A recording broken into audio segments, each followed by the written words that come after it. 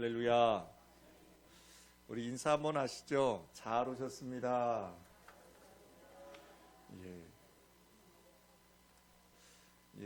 여러분 정말 잘 오셨습니다. 네. 그리고 오지 못하고 지금 오미크론 확진을 받으셔서 자택에서 예배 드리시는 성도들도 많이 계십니다. 지금 온라인으로 예배할 텐데요. 그 온라인 예배 가운데에도 하나님이 축복해 주실 줄 믿습니다. 여러분 정말로 어려운 시대를 지나가고 있습니다. 지금 여기서 예배 드리시는 분들 중에는 이미 확진됐다가 이제 다 잘 치료 받으시고 이제 나오신 분들도 계시고, 요즘 우스갯소리로 그 얘기 한다죠. 아직도 확진 안 받았어? 이 얘기를 한다고 하더라고요. 국민 4명 중에 1명이 확진을 받는 시대가 돼버려서 오히려 확진을 안 받는 사람, 어떤 식당은 확진 안 받으면 안 받겠다고 제가 엊그제 얘기를 들었어요. 확진돼서 치료받으신 분만 식당에서 식사를 하실 수 있대요. 그분들이 더 안전하다고요.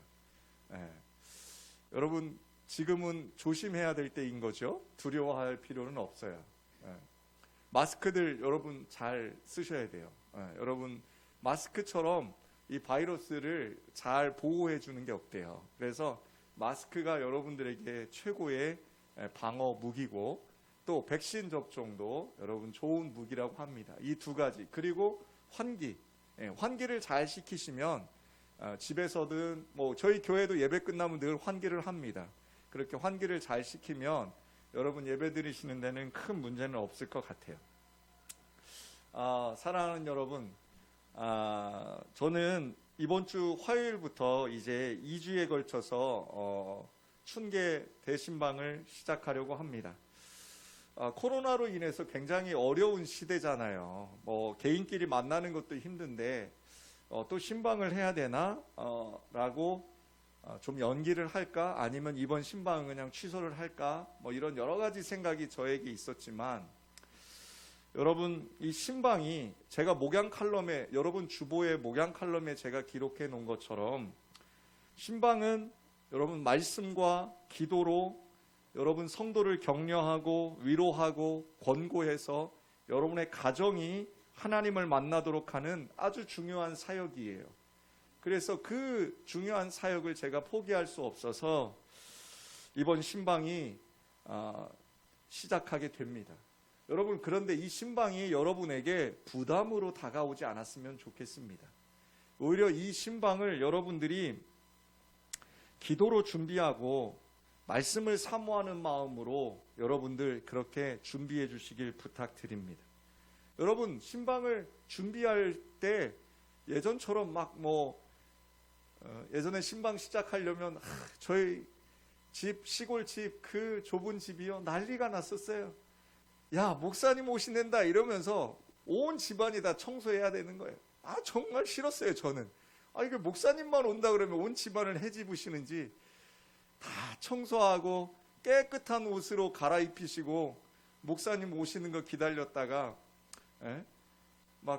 그때는 이제 신방 오시면 또 뭔가를 대접해야 되잖아요. 그러니까 어머니께서 또 그 맛있는 거 해가지고 또 목사님 대접하고, 그런 모습을 저는 봤어요. 그런데 여러분, 중요한 것은요, 여러분들이 무엇을 하느냐, 무엇을 내어놓느냐가 중요한 게 아니에요. 여러분들이 하셔야 될 가장 신방 받을 때 중요한 게 뭔지 아세요? 여러분, 사모하는 거예요. 그 사모가 누구냐? 뭘 사모하는 거냐? 하나님이 우리 가정에 주실 말씀을 사모하는 거예요. 그 사모함이 없다면 여러분 그 신방은요 헛된 걸 거예요. 여러분이 하나님 우리 가정에 주실 말씀을 내가 사모합니다 라고 하면서 여러분이 준비하신다면, 그것 하나면 여러분 신방은 족합니다. 이번 신방에 제가 다시 한번 광고하지만 여러분 다른 거 준비할 거 없습니다. 마스크를 벗지 못하기 때문에 물이라든지 과일이라든지 음료조차도 이번 신방에서는 제가 먹을 수가 없습니다. 죄송합니다. 그러나 여러분 다른 것 다 준비하지 않아도 한 가지는 꼭 준비하시라고요. 그게 뭐라고요? 사모하는 마음입니다. 그 사모하는 마음으로 여러분 신방을 신청해 주시고, 부득이하게 이번 신방은 어렵습니다 하시는 분들은 가을에 또 신방이 있으니까 가을 신방을 여러분 사모하면서 준비해 주시길 부탁드립니다. 자, 여러분 오늘 말씀의 제목이요, 한번 다 같이 읽어봅시다. 시작. 바른 길을 걷는 인생. 이걸 뭐 또 조금 쉽게 얘기하면 정도. 여러분 정도라는 뜻 아시죠? 바른 길, 정도. 여러분 성도의 바른 길 걷고 계십니까? 여러분 성도들은 바른 길을 걸어가야 되는데 과연 그 길이 어떤 길일까요? 오늘 시편 119편의 말씀을 통해서 함께 은혜를 나눌까 합니다. 오늘 말씀의 첫 번째, 성도의 바른 길은요, 하나님의 법을 지키며 걸어가는 인생입니다. 하나님의 법을 지킨다. 시편 117편이요, 성경 전체에서요 가장 짧은 성경입니다. 그래서 딱 단 2절로 돼 있는 성경이 시편 117편입니다. 그럼 성경에서 가장 긴 장수를 가지고 있는 게 오늘 시편 119편입니다. 무려 176절로 구성이 되어 있습니다. 여러분 오늘 두 가지 아셨죠? 성경에서 가장 짧은 게 117편, 가장 긴 게 119편. 나중에 성경 퀴즈에 나올 거예요. 잘 기억하고 계세요.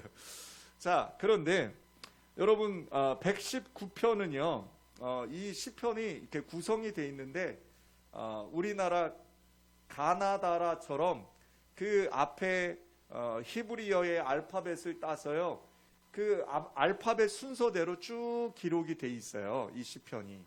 그래서 이 시편을 답관체 뭐 이런 식으로 알파벳 시편 뭐 이렇게 이야기를 합니다. 또 이 시편에 119편에 별명이 하나 있어요. 그게 뭔지 아세요? 말씀 시편이에요. 말씀 시편. 이 176절의 장대한 기록 가운데 단 4절만 빼고요, 나머지 172절은요 다 절절마다 뭐가 들어가 있냐면 말씀이란 단어가 들어가요. 말씀. 그래서 이 119편을 말씀 시편이라고 부르고 있습니다. 시편 누가 기록했는지 이 119편의 저자는 나와 있진 않아요. 그런데 여러분 이 119편의 저자가 가장 중요하게 생각했던 게 뭐예요? 여호와의 말씀. 말씀이 얼마나 소중한 것인지, 말씀이 얼마나 우리의 삶에 필요한 것인지, 말씀이 얼마나 값진 것인지를 강조하고 있는 시편입니다. 1절과 2절을 한번 우리 읽어봅시다.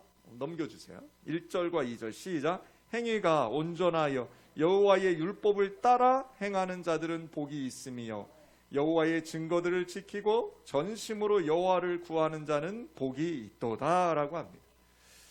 여기 지금 복 있는 사람에 대해서 이야기를 합니다. 복 있는 사람. 여러분 복 있는 사람 맞으십니까? 예, 아멘입니다. 복이 있다. 그건 무슨 의미냐? 바로 오늘 여기도 이야기하죠. 행위가 뭐하다? 온전하다. 이건 무슨 뜻이냐면 여러분이 삶을 살아갈 때에 다른 사람들이 여러분의 삶을 비난하지 않는다는 거예요. 손가락질을 하지 않는다는 거예요. 또 하나님의 율법, 그건 말씀을 따라서 사는 사람이라고 시편 기자는 이야기하고 있습니다. 행위가 온전하고 말씀을 따라 사는 삶, 이 사람들이 복이 있는 사람이라는 거예요. 제가 성경 공부를 시작하면서 성경에 대해서 여러분들에게 설명하면서 그런 얘기합니다. 성경은 우리에게 왜 주셨을까요? 성경 여러분 생각해 보셨어요? 하나님이 왜 성경을 주셨을까요? 이것은 바로 하나님이 창세기를 통해서 우리에게 말씀하신 그 내용을 보면 알 수 있어요. 하나님이 사람을 만드시고요, 제일 먼저 사람에게 주신 게 뭐라고요? 복입니다. 복. 사람에게 복을 주셨어요. 그러면서 생육하고 번성하고 땅에 충만하라고 하셨어요. 그런데 하나님께서 여러분에게 주신 복이 무엇이냐? 오늘 시편 기자는 그것이 뭐라고요? 바로 말씀이라고 이야기하고 있는 것입니다. 여러분, 말씀은 어떤 것이냐? 바로 여러분을 지으시고 여러분을 만드신 하나님께서요, 여러분이 이 땅에서 살아가는 동안 이 말씀대로 살아가라고 하는 매뉴얼이에요. 매뉴얼. 전에도 한번 말씀드렸죠? 저 한 10,000원짜리 제품을 사든 뭐 5,000원짜리 제품을 사든 여러분 그 속에 사용 설명서가 들어 있어요. 그런데 5,000원짜리는 사용 설명서 잘 안 보더라고요. 저도 그냥 뜯어서 써요. 그런데 100만 원, 200만 원짜리 탁 제품 사면 어떻게 하죠? 사용 설명서부터 봐요. 하긴 뭐 요즘 몇 천만 원짜리 자동차 사도 사용 설명서 잘 안 보더라고요. 사용 설명서가 여러분 왜 있다고요? 그 제품이 어떻게 써야 가장 안전하고 가장 잘 활용할 수 있는지가 그 사용 설명서에 기록이 돼 있어요. 여러분, 하나님께서 여러분을 만드시고 우리를 창조하시고 우리에게 너희들이 인생을 어떻게 살아가야 된다라고 말씀하시는 그 사용 설명서가 바로 이 성경이. 그러니까 여러분, 쉽게 얘기해서 복이 있는 사람들, 그 사람들은 어떤 사람들이다? 말씀을 따라간다라는 거예요. 여기 복이 있다라는 단어는요, 세상에서 얘기하는 뭐 부자 되고 건강하고 뭐 권력 잡고 이런 뜻이 아니라요, 두 가지의 뜻이 있는데요. 바르다, 그리고 똑바로 걷는다라는 뜻이 있어요. 복이 있다라는 뜻이요, 바르다, 그리고 똑바로 걷는다라는 뜻이 있어요. 그러니까 여기서 시편 기자가 얘기하는 복이 있는 사람은 어떤 사람이에요? 많은 것을 가지거나 많은 것을 누리는 것을 뜻하는 말이 아니라 바른 길을 걸어감으로 인하여 누리게 되는 은혜, 그리고 풍성함, 그것을 뜻하는 거예요. 여러분 동의가 되십니까? 저는 이렇게 생각 안 했거든요. 하나님의 말씀에 순종하는 것, 그 말씀대로 사는 것, 그것이 복이고 그런 사람이 복된 사람이라고 성경은 이야기합니다. 그런데 재밌는 것은 여러분, 그것은 여러분 입술로만 동행하는 삶이 아니에요. 뭘로요? 여러분의 삶으로 주님의 말씀과 동행하는 거예요. 3절을 한번 봅시다. 3절 시작. 참으로 그들은 불의를 행하지 아니하고 주의 도를 행하는도다. 여기 그들이라는 게 어떤 뜻이냐면 바로 앞절에서 이야기했던 복 있는 사람들, 즉 하나님의 말씀에 순종함으로 바른 길을 걸어가려고 애쓰는 그 복된 사람들을 뜻합니다. 여러분, 복이 있는 사람은 불의를 행하지 않는다고 합니다. 즉 신앙의 삶과 삶의 신앙, 이것이 동일해야 돼요. 신앙의 삶과 삶의 신앙. 여러분 머릿속에 이걸 좀 잘 정립했으면 좋겠어요. 신앙의 삶은 뭐죠? 여러분이 하는 종교적인 행위일 거예요. 여러분이 드리는 예물, 여러분이 바치는 그 여러 가지 시간, 여러 가지 그 노력, 여러 가지 그 예배 자리에 이렇게 오시는 것들, 목사님의 신방에 순종하는 것들, 뭐 이런 여러 가지 것들이 바로 여러분 신앙의 삶이에요. 그러나 여기서 멈추면 안 된다는 거예요. 뭐가 있어야 돼요? 삶의 신앙이 있어야 돼요. 여러분, 예수를 믿으면 내 입술에서 나오는 말이 변해야 됩니다. 예수를 믿으면 여러분의 그 가지고 있던 그 이웃에 대한 그 생각들이 변하기 시작합니다. 여러분이 그동안 가지고 있던 그 삶의 기준들이 무너지고 여러분의 삶의 기준과 가치가 예수로 세워져 나간다면 여러분의 삶 속에서 여러분의 말이 변하고 여러분의 행동이 변하고 여러분의 그 모든 것들이 삶 속에서 변화가 된다는 것입니다. 사랑하는 여러분, 그게 바로 신앙의 삶과 삶의 신앙이라는 것입니다. 그래서 복 있는 사람은 부정적인 것은 끊어버리고 긍정적인 것을 행하는, 그것을 끊임없이 반복해 나가는 삶을 사는 사람입니다. 4절을 한번 봅시다. 주께서 명령하사 주의 법도를 잘 지키게 하셨나이다 라고 합니다. 여기서 중요한 단어가 뭐냐면 여러분, 명령하셨다는 거예요. 명령. 여러분, 명령은요 부탁이 아닙니다. 권하는 것이 아닙니다. 반드시 지켜야 할 아주 강한 내용이 명령이라는 것입니다. 여러분, 부모가 자녀에게, 주인이 종에게, 임금이 신하에게 의무를 부과할 때 썼던 말입니다. 여러분, 권리만 주장하시는 분들이 있죠. 권리만. 예? 의무는 행하지 아니하고 권리만 주장하시는 분들이 있어요. 여러분, 그런데 어떤 분들은 또 뭐만 해요? 권리만 주장하시는 분들, 의무는 행하지 않고 권리만 주장하시는 분들이 우리 주변엔 너무나 많아요. 하나님께서 아담과 하와를 만드시고 에덴 동산에 모든 걸 준비해 놓고 동산 중앙에 생명나무도 있고 선악을 알게 하는 나무도 있었잖아요. 그런데 하나님이요, 참 딱 하나 하지 말라고 한 게 있었죠. 뭐죠? 바로 선악을 알게 하는 나무의 열매 먹지 말라 그랬잖아요. 그런데 어떻게 했어요? 그 나무 열매를 따 먹습니다. 그리고 그들이 숨어버립니다. 여러분, 하나님께서 내가 내게 먹지 말라 명령한 그 나무의 열매를 먹었느냐고 묻습니다. 하나님이 거기서 명령이란 단어를 처음 쓰십니다. 내가 내게 명령한 것을 내가 먹었느냐라고 말씀하셔요. 성경에 보면. 여러분, 그 명령하신 것이라는 그 창세기에 나오는 그 명령의 단어와 지금 여기 오늘 4절에 나오는 단어가 동일한 단어입니다. 그만큼 이 말씀이 뭐라는 거예요? 하나님께서 저와 여러분에게 엄히 말하시는 의무라는 거예요. 성도라면 꼭 지켜라라는 거예요. 그게 뭐라고요? 주의 법도.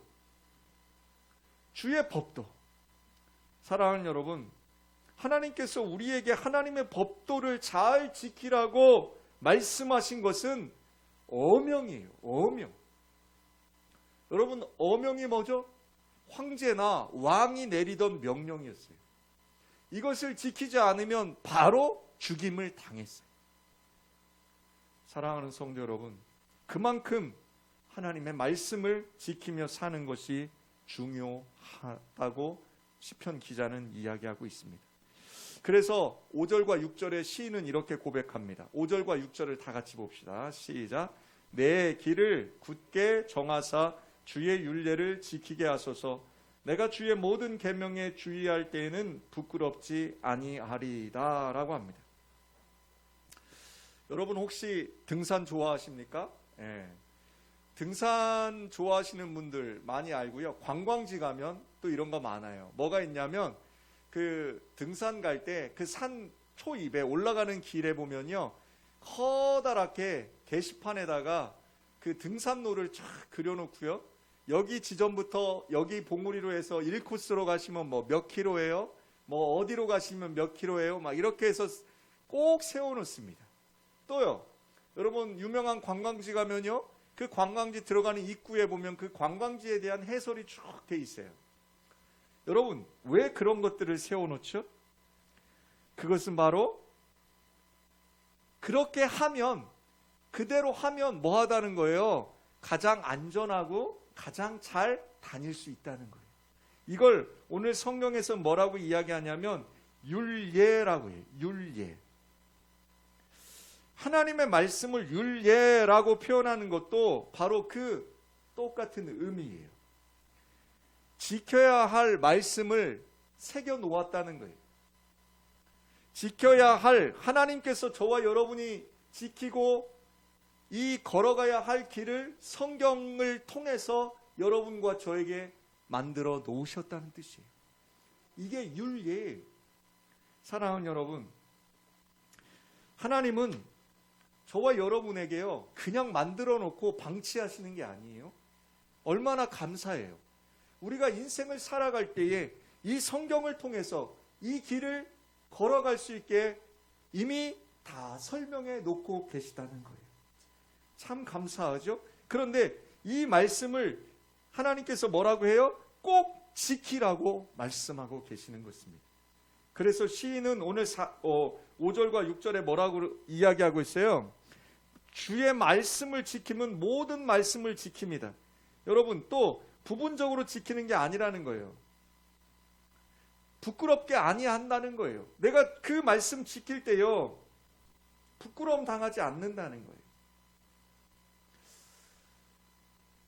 사랑하는 성도 여러분, 7절과 8절 한번 봅시다. 7절과 8절 시작. 내가 주의 의로운 판단을 배울 때에는 정직한 마음으로 주께 감사하리이다.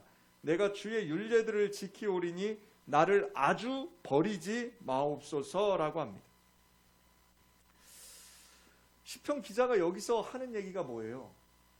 내가 지키려고는 하지만 지키지 못할 때도 있을 것이니까 하나님, 혹시 그런다 할지라도 나를 뭐 하지 말라고요?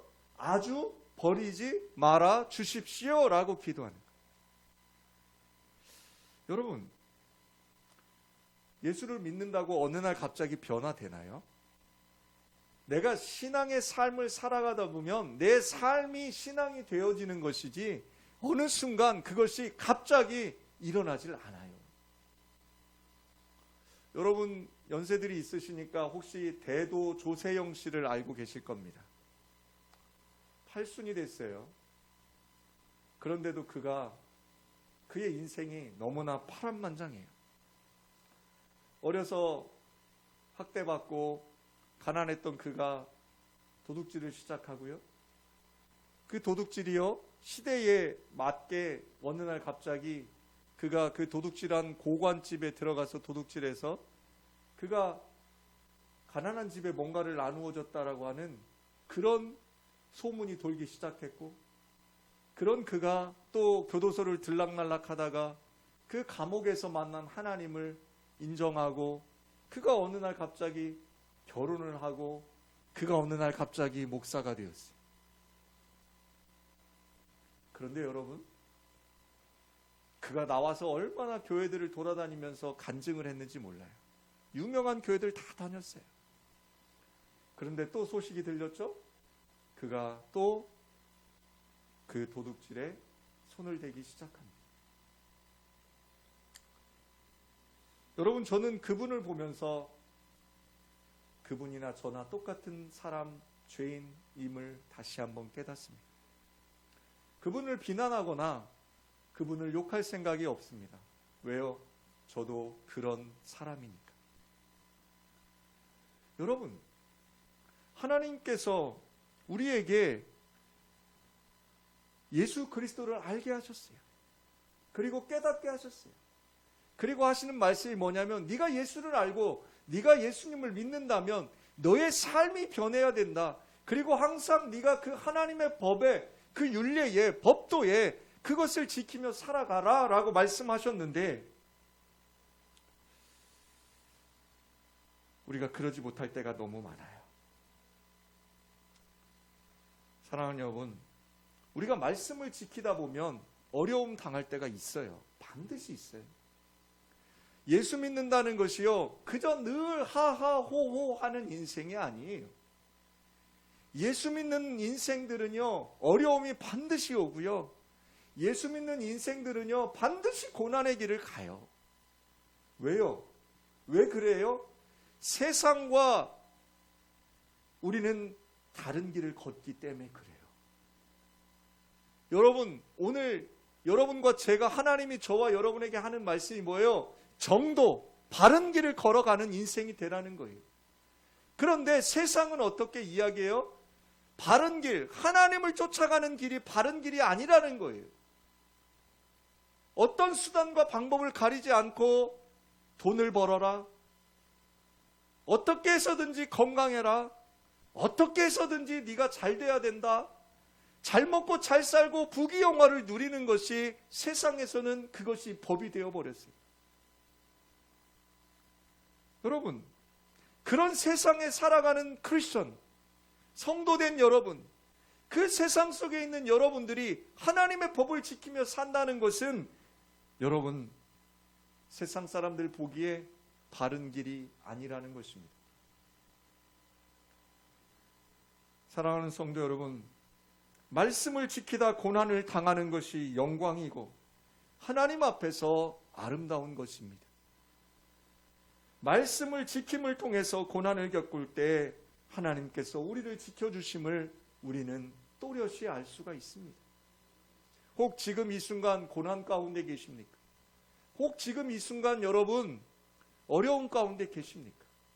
여러분 그 고난과 어려움을 통해서 하나님께서 여러분과 함께 하심을 반드시 깨닫게 해주실 줄 믿습니다. 바른 길을 걷는다는 것, 첫 번째가 뭐라고요? 주님의 말씀, 그 말씀 지키며 걸어가는 인생이 바른 길을 걷는 인생입니다. 마지막 두 번째는 바른 길을 걷는 인생, 내 삶의 기준, 내 삶의 기준이 하나님 말씀에 있다는 것입니다. 9절과 16절은요 청년들에 대해서 이야기합니다. 9절 11절 한번 볼까요? 9절부터 11절 시작. 청년이 무엇으로 그의 행실을 깨끗하게 하리이까? 주의 말씀만 지킬 따름이니이다. 내가 전심으로 주를 찾았사오니 주의 계명에서 떠나지 말게 하소서. 내가 주께 범죄하지 아니하려 하여 주의 말씀을 내 마음에 두었나이다. 아멘. 여러분, 인생에서 가장 봄날이 언제예요? 가장 에너지가 넘치는 이 봄 같은 때가 언제예요? 청년의 때잖아요. 요즘은 뭐 청년의 기준이 높아져서 우리 교회 60대도 청년이죠 뭐. 우리 교회 모든 굳은 일을 60대들이 다 하세요. 여러분, 청년, 자기의 삶을 정결하게 살기에는 너무나 힘든 때죠. 얼마나 좋고 얼마나 유혹이 많은 시기예요. 막 에너지가 넘치는 시기잖아요. 그런데 오늘 성경에서 뭐라고 이야기하고 있어요? 청년이 자신의 삶을 정결하게 하는 첩경, 가장 빠른 길은 하나님의 말씀을 지키는 것이다 라고 합니다.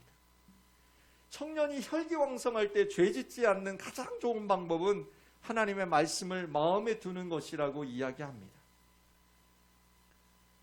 아마 이제 인생을 사실 만큼 사신 분들은 그래 맞아 라고 고개를 끄덕일 수 있지만 우리 여기 있는 청년들, 20대 청년들은 뭐야 이거 이럴 수도 있어요.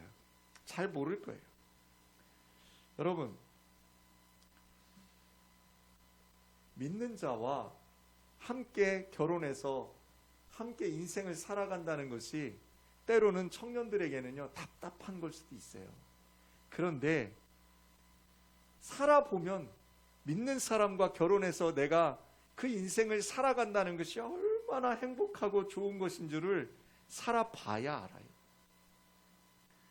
참 하나님의 말씀에 순종하며 신실하게 사는 것이요 재미없어요. 뭐 별로 뭐 좋을 것도 없어요. 어디 뭐 놀러도 못 가잖아요. 뭐 좀 놀러 다녀야 되는데 그렇게도 못 하잖아요. 그런데 뭣도 없고 재미도 없어 보이지만 믿는 자와 결혼해서 그 결혼 생활을 하기 시작하고 그리고 아이를 낳고 인생을 살아가다 보면은요 그것이 얼마나 감사한 일인지를 몰라요. 여러분, 많은 학자들이 이 시편 119편의 저자가 다윗일 거다라고 이야기를 합니다. 여러분, 다윗의 청년 시절을 여러분은 알고 계시지 않습니까? 여러분, 다윗이요 젊은 시절을 어떻게 지냈어요? 아주 멋지게 지냈습니다. 그렇죠? 어린 나이에 물맷돌로요 골리앗을 무찌르고요 그 골리앗을 통해서 어떻게 했어요? 그 무찔러진 골리앗을 통해서 승리를 맛보고 그가 한 일이 뭐예요? 왕이 되잖아요. 왕이. 그는 정말로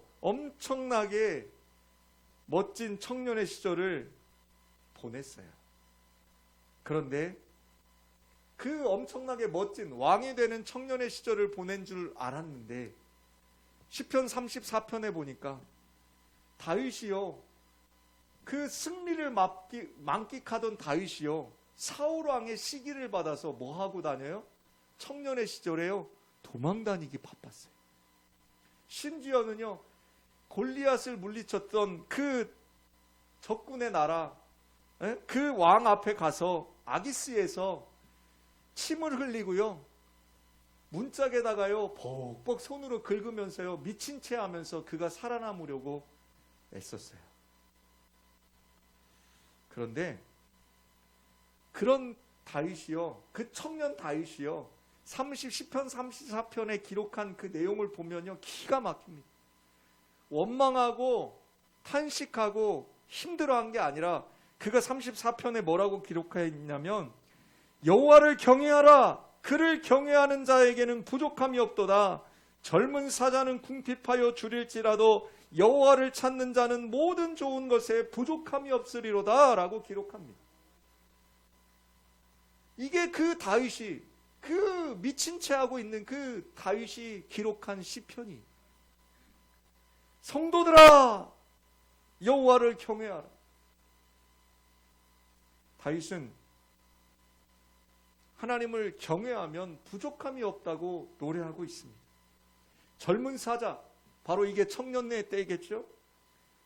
사냥을 못해서 굶어 죽어도 하나님을 찾는 사람에게 좋은 것에 부족함이 없다고 합니다. 여러분, 왜 다윗이 이런 고백할 수 있었는 줄 아세요? 다윗은요, 그의 삶의 기준이요 늘 하나님이었어요. 그의 삶의 기준이 뭐라고요? 하나님이었다고요. 그래서 그가 결정할 때는 늘 뭐 했어요? 기도했다고요. 다윗은요 무슨 일이든지 하나님 앞에 기도로 결정을 합니다. 여러분, 여러분의 삶의 기준이 뭐가 돼야 돼요? 바로 하나님이 돼야 돼요. 그래서 왜 기도하라고 그렇게 이야기하는 줄 아세요? 여러분이 여러분의 인생을 살아가는 것은 하나님께 기도하지 않고 결정하는 거예요. 성도라면, 하나님을 믿는 사람이라면 무엇을 하든지 여러분이 뭘 해야 돼요? 기도해야 돼요. 기도할 때 무슨 기도해야 될까요? 하나님 이거 해요 말아요 이 기도를 하시는 게 아니에요. 하나님 이 일이, 하나님이 이루어 주실 이 일이 하나님 마음에 합당하신 일인지를 여쭤봐야 돼요. 그리고 나서 여러분들이 하나님의 뜻대로 움직인다라고 이야기하는 거예요. 여러분의 삶의 기준은 지금 어디에 있습니까? 여러분 20대의 그 혈기왕성한 젊은이들을 향해서 하는 얘기가 뭐예요? 너희가 가장 죄짓지 않고 범죄하지 않을 수 있는 한 가지 방법이 있다. 빠른 길이 있다. 그게 뭐다? 너희들의 삶의 기준을 하나님께 두어라 라고 말씀하는 것입니다. 사랑하는 여러분, 12절과 14절을 한번 봅시다. 12절 14절.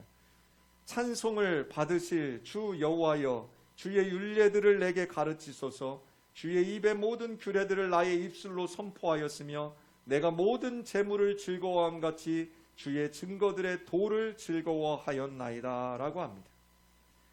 이제부터는 하나님의 말씀이 내 삶의 기준이 된 여러분들에게 시편 기자가 뭐라고 이야기하냐면 바른 삶을 살아가라 라고 이야기합니다.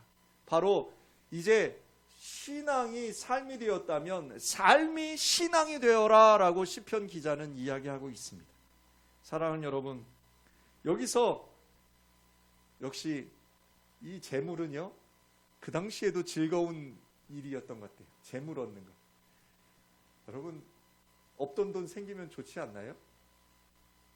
저는 좋던데 여러분은 안 좋으세요? 네, 좋습니다.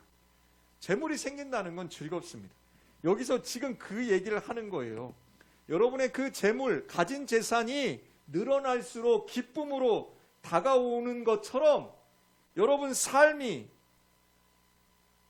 재물에 만족하는 것보다 하나님의 말씀에 삶의 기준을 두고 그렇게 살아가는 삶은 뭐 할 거라는 거예요? 그 재물보다 훨씬 더 만족감을 얻을 수 있다라고 합니다. 사랑하는 여러분, 어느 날 갑자기 여러분 통장에 999억이 생겼다고 생각해봐요. 놀래지도 않아요. 역시 수준이 달라요. 나는 900만 원도 없는데 999억이 통장에 딱 찍혔어요. 여러분 무슨 생각부터 하실 것 같아요? 이야, 1억만 더 있으면 1000억인데? 사람의 재물에 대한 즐거움은요, 끝이 없어요. 그렇잖아요. 여러분, 건강에 대한 즐거움도 끝이 없어요. 자식에 대한 즐거움도 끝이 없어요.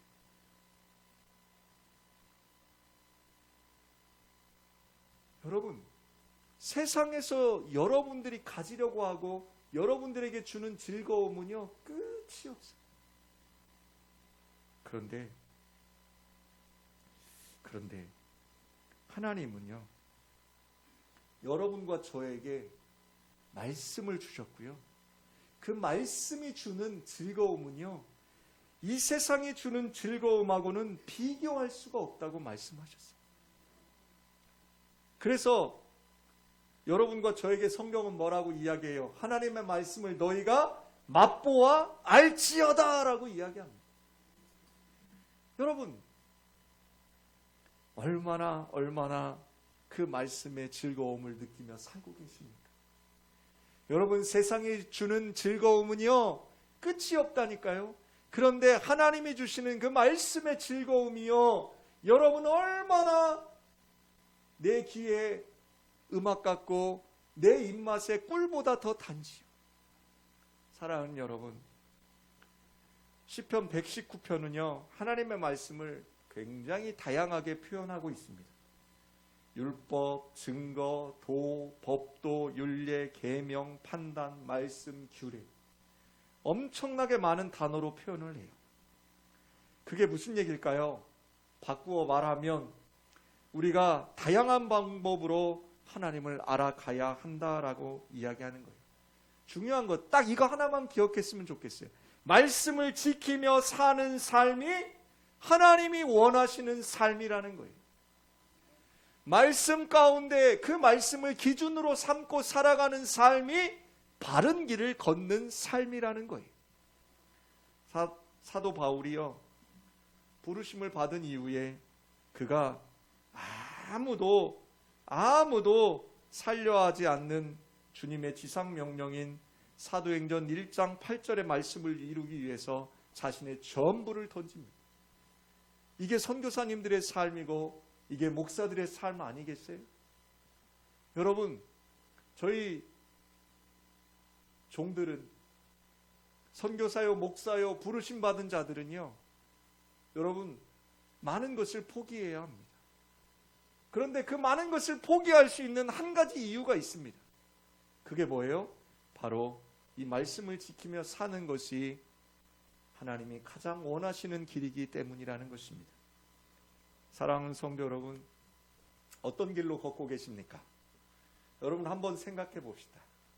이제 말씀을 마무리하면서 여러분과 제가 걷고 있는 이 길이 과연 바른 길인지 아닌지를 함께 살펴보면 좋겠습니다.